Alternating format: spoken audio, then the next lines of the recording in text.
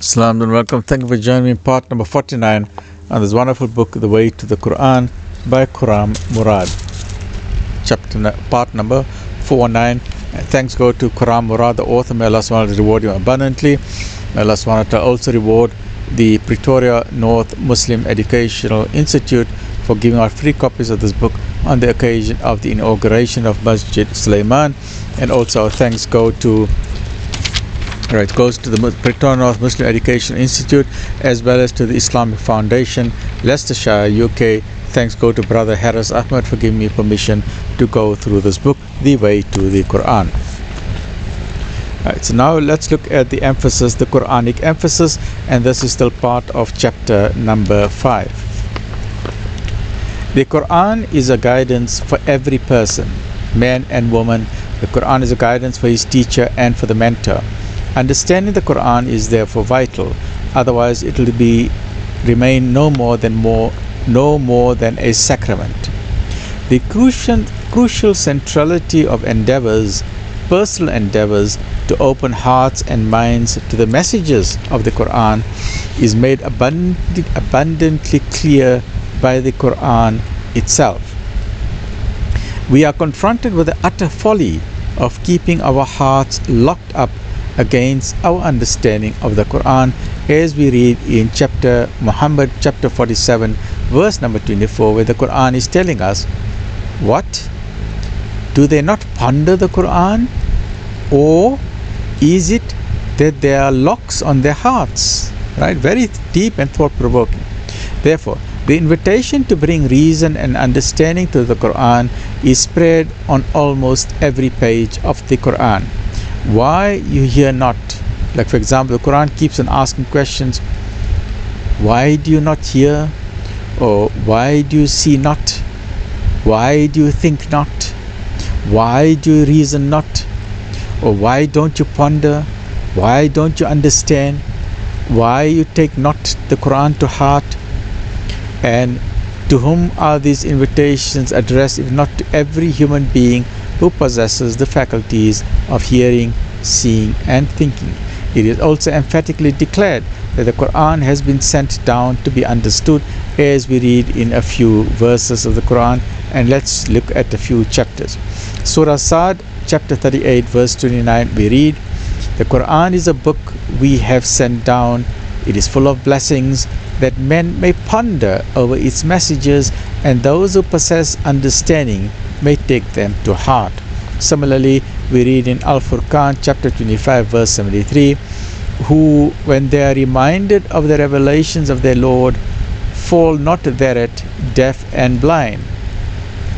Similarly, the Quran castigates as worse those who got the hearing, sight and hearts, but who failed to understand the Quran, as we read in chapter Al-Araf, chapter number 7 verse 179. They have hearts, but they understand not with them. They have eyes, but they do not see. They have ears, but they do not hear. They are like cattle, but they are further astray than cattle. It is they who are heedless. So the early practice, the hadith which discourages reading the Quran in less than 3 days, also makes the need for understanding clear. If you read the Quran, entire khatam of Quran in less than 3 days, it means you will not understand it. So Anas bin Malik once said, often one recites the Quran, but the Quran curses that person because he does not understand, because you're rushing through it to try and finish in 3 days.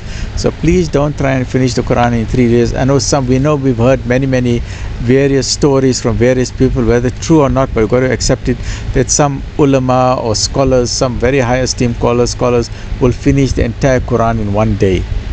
Finish the entire Quran, maybe 2 or 3 khatams of the Quran in 1 day. I don't know how they manage it. I'm not here to question or judge anyone, but the hadith says that as far as you and I are concerned, do it like what people do. If you've got a lot of strength, you've got a lot of understanding of the Quran, then do it over 7 days, over 1 week. Over 1 week you finish the entire khatam of the Quran, or more popularly over 30 days, one juz per day, or some people do it over an entire year, some like over 8 months, or some do it from one Ramadan to another Ramadan, right? So you read as much of the Quran as may be easy for you, right? So we cannot point fingers at anybody, right? The sign of faith, according to Abdullah ibn Umar, is to understand the Quran. And in a quote he says, "We have lived long. A time has come when I see a man who is given the whole Quran before he has even acquired the faith, the level of Iman. He reads all the pages between Surah Al-Fatiha up to the end of the Quran without knowing the commands of the Quran, without knowing the warnings, and without knowing the places in it where he should pause. He scatters it like the scattering of one fleeing in haste, like one who's just running and rushing through the Quran." Aisha radiallahu anha once heard a man babbling over the Quran and said, Aisha radiallahu anha said, "He has neither read the Quran nor has he kept silent." Ali radiallahu anhu said, "There is no good in the Quran reading which is not pondered over." And Abu Sulaiman al-Darani said, rah'ma'tul'laah said, "I recite a verse and remain with it for 4 or 5 nights and do not pass on to another verse until I have ended my thinking on it," right? Many of us cannot do that. I know I cannot do that. May Allah guide us towards a deeper and better understanding of the Quran.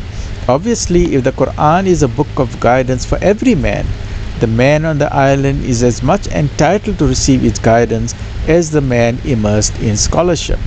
If there are no teachers and no books, and it is still your duty that you must know it clearly. You must still devote some of your time towards the Quran, individually and collectively, to the understanding of the Quran, to pondering over the verses of the Quran, and to find the meaning that the Quran has for your life, because Allah is testing you differently, and you will find different verses that are specifically written for you, and where you will find meaning in those verses, right?